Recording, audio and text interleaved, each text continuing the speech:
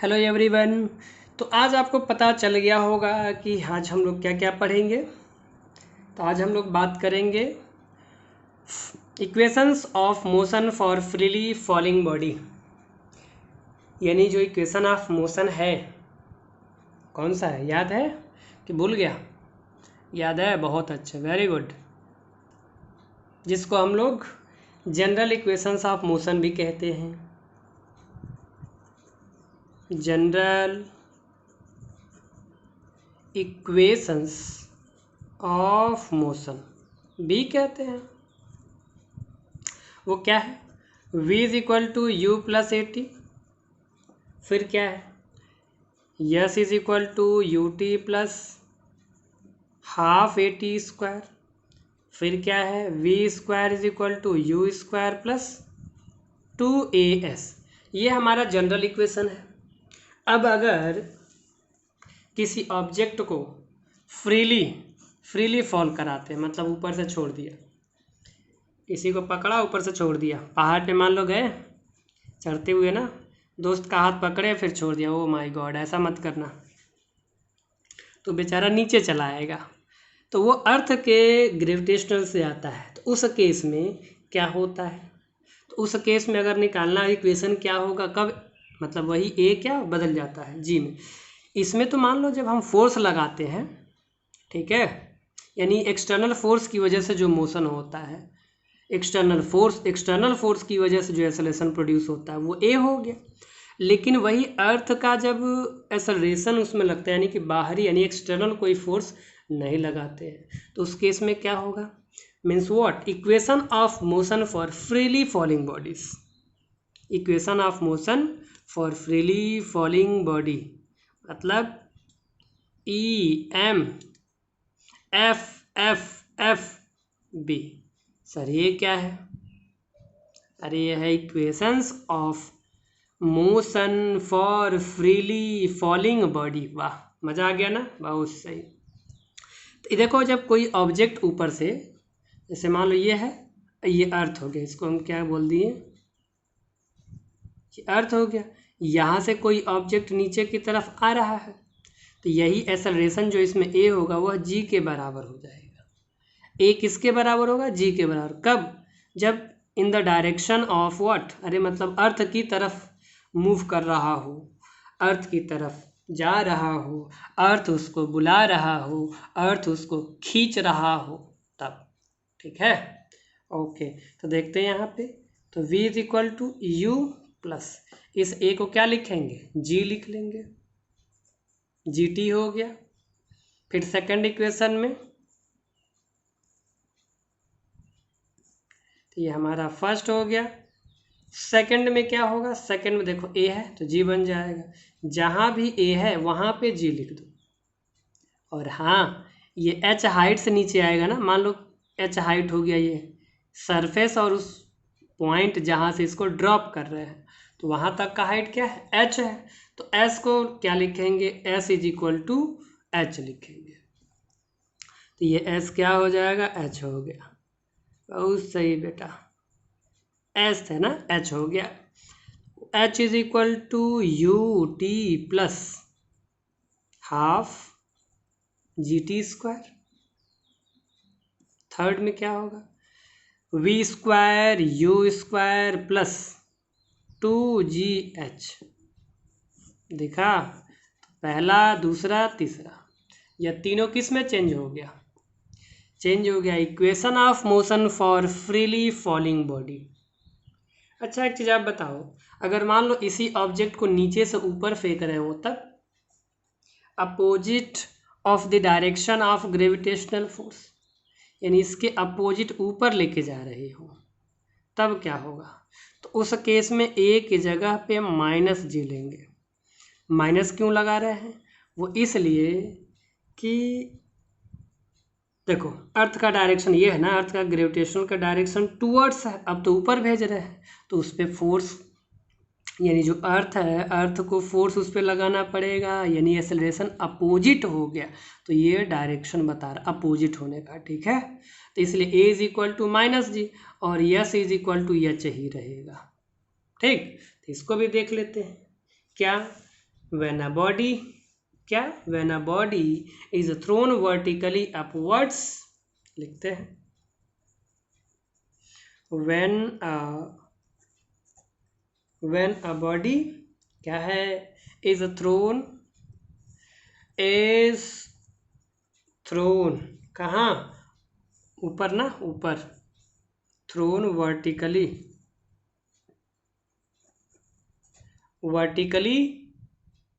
Vertically upward,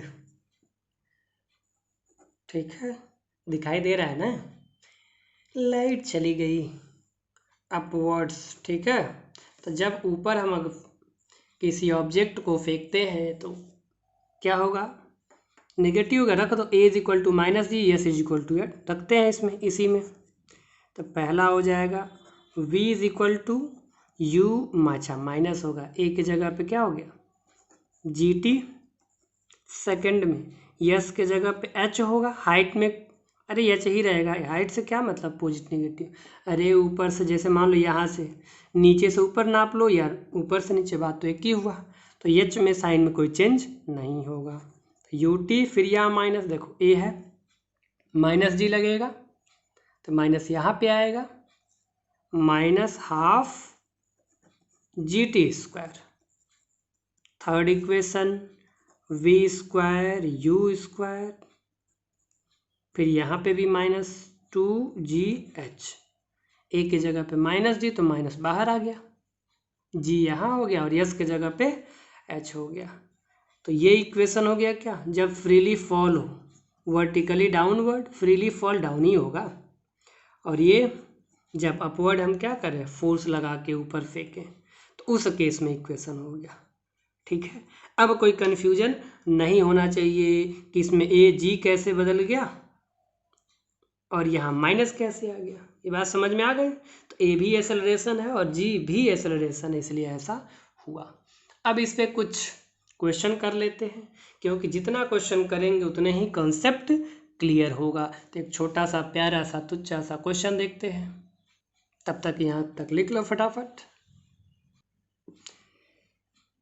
question में ये कह रहा है, to estimate the height of a bridge over a river, a stone is dropped freely in the river, from the bridge the stone takes 2 seconds to touch the water surface in the river, calculate the height of the bridge from the water level। Question क्या कह रहा है, एक bridge है, ठीक है, और bridge से पानी में स्टोन को गिराया जा रहा है, चलो मान लेते हैं ये हो गया ब्रिज, क्यों शर्मा जी यहाँ तक हो गया, ये हाइट हो गया, ये ब्रिज है, और ब्रिज से स्टोन को यहाँ ड्रॉप करना है नीचे, यहाँ पे गिरेगा एच हाइट से। तो क्वेश्चन में देखो, जब यहाँ से गिराया जा रहा है तो इस समय इसका इनिशियल वेलोसिटी यू 0 हो गया, राइट, हाइट एच ले लिया यहाँ से यहाँ तक का, तो यहाँ लिख लेते हैं initial velocity u is equal to 0, height height निकालना है, एच ही तो निकालना है, यही पूछा है। फिर क्या बोला, stone is dropped freely in the river from the bridge, the stone takes 2 seconds, time दे दिया है, time t is equal to 2 seconds, h निकालना है, u दे दिया, t दे दिया। अब इसको ड्रॉप करेंगे जब यहाँ से नीचे, तो यहाँ पे एक्सेलरेशन कौन सा लगेगा, g, अर्थ का, तो g की वैल्यू कितनी है 9.8 मीटर पर सेकंड स्क्वायर, इसीलिए यहाँ पे दे भी दिया, कभी कभी 10 भी लेते हैं g की वैल्यू, तो जब दिया होगा तो 10 लेंगे, नहीं दिया होगा तो 9.8 लेंगे। अब देखो सिंपल हाइट निकालना है, तो क्या क्या मिल गया, टाइम है, एक्सेलरेशन मिल गया, इनिशियल वेलोसिटी मिल गया, और हाइट निकालने का फॉर पहले तो देखा जाए तो 3 इक्वेशन है, v is equal to u plus a t, इसमें यस नहीं है मतलब हाइट नहीं है, दूसरे में s is equal to u t plus half a t square, तो देखो इसमें u पता है, t भी पता है, एक्सेलरेशन ये g हो जाए, h वाला ले लेते हैं।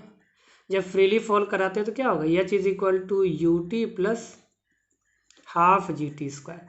तो टाइम पता है, g पता है, u पता है, t पता है, h निकालना, वेरी सिंपल। इसी को लगाएंगे तो क्या लिखेंगे, from second equation of motion,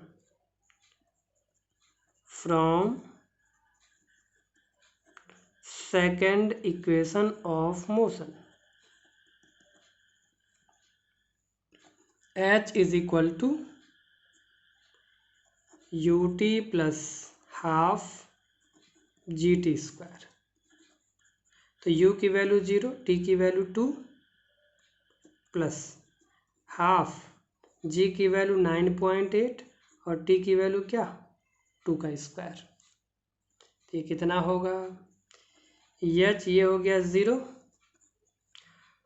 और ये होगा 1/2 इंटू 9.8 और पावर 2 है तो 2 बार लिखेंगे, 2 से 2 कैंसिल हो गया, बच गया क्या 9.8 इंटू 2, मल्टीप्लाई करेंगे कितना आएगा, तो h इज इक्वल टू आ गया 19.6 मीटर। ये हो गया आंसर। ठीक है, समझ में आया शर्मा जी?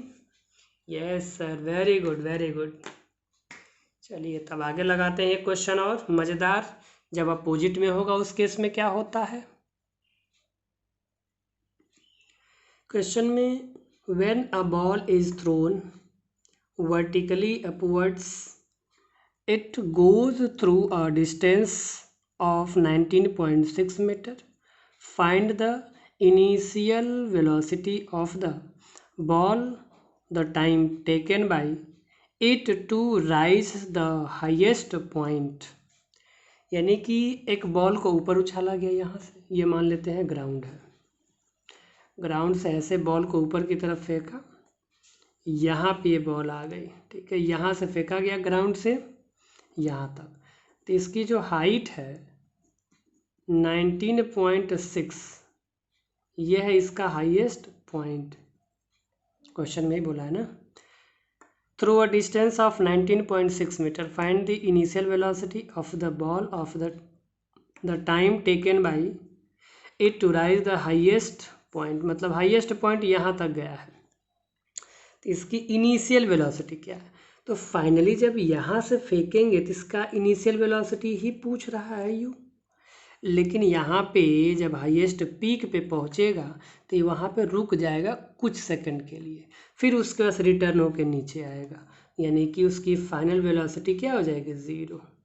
फाइनल वेलोसिटी इसलिए 0 हो गया क्योंकि किसी भी ऑब्जेक्ट को जब ऊपर फेंकेंगे तो कुछ समय के लिए रुक जाएगा। ठीक है शर्मा जी? Yes sir. नहीं समझ में आ रहा है? अच्छा, किसी को फेंक को देखो नीचे से ऊपर तो उठेगा ही नहीं ना, सही बात है, उठेगा तब तो देखो तो ही उछल जाओ, पर ऐसा मत करना। तो ये कुछ समय के लिए इस हाइट पे रुक जाता है, इसलिए फाइनल वेलोसिटी क्या होगा, 0। अरे यह रुकेगा नहीं तो फिर नीचे कैसे आएगा, वो जाता है कुछ सेकंड के लिए, बहुत कम समय के लिए रुकता है, फिर वापस लौटने लगता है। क्योंकि जब नीचे से ऊपर फेंकते हैं तो हम फोर्स लगाए रहते हैं काइनेटिक एनर्जी, वो काइनेटिक एनर्जी यहाँ पीक पे पोटेंशियल एनर्जी में कन्वर्ट होती है और फिर वही पोटेंशियल काइनेटिक में चेंज होगा। ठीक है, तो सॉल्व करते हैं। इनिशियल वेलोसिटीज तो पूछ लिया है, height h is equal to दे दिया 19.6 मीटर, एक्सेलरेशन g की वैल्यू दे दिया 9.8 मीटर पर सेकंड स्क्वायर। ठीक है, तो निकालना क्या है, इनिशियल वेलोसिटी। तो हम लोग फॉर्मूला लगाएंगे कौन सा, थर्ड इक्वेशन ऑफ मोशन। देखो थर्ड इक्वेशन लगाएंगे, from third equation of motion v square is equal to u square plus 2, देखो ऊपर फेंक रहे हैं ना, तो चाहो तो डायरेक्ट लगा सकते हो ये वाला, -2gh। ठीक है, देखा गया था ना, जनरली ये होता है, s is equal to u t plus half a t square. तो जब नीचे फेंकते हैं तो जी लेते हैं, ऊपर फेंकते हैं तो माइनस जी, तो यहाँ माइनस और ये ए बदल जाएगा जी में।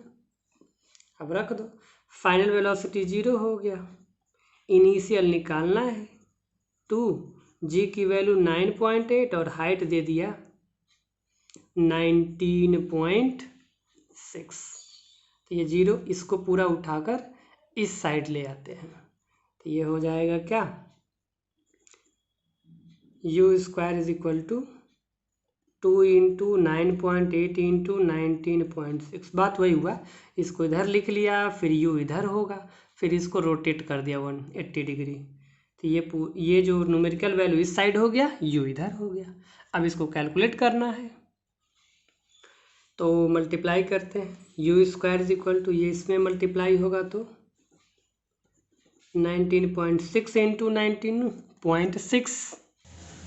अब ये उसको इधर भेजते हैं, u is equal to root 19.6 into 19.6, pair बन गया, बाहर आ जाएगा, तो ये हो जाएगा 19.6 मीटर पर सेकेंड इनिशियल वेलोसिटी हो गया।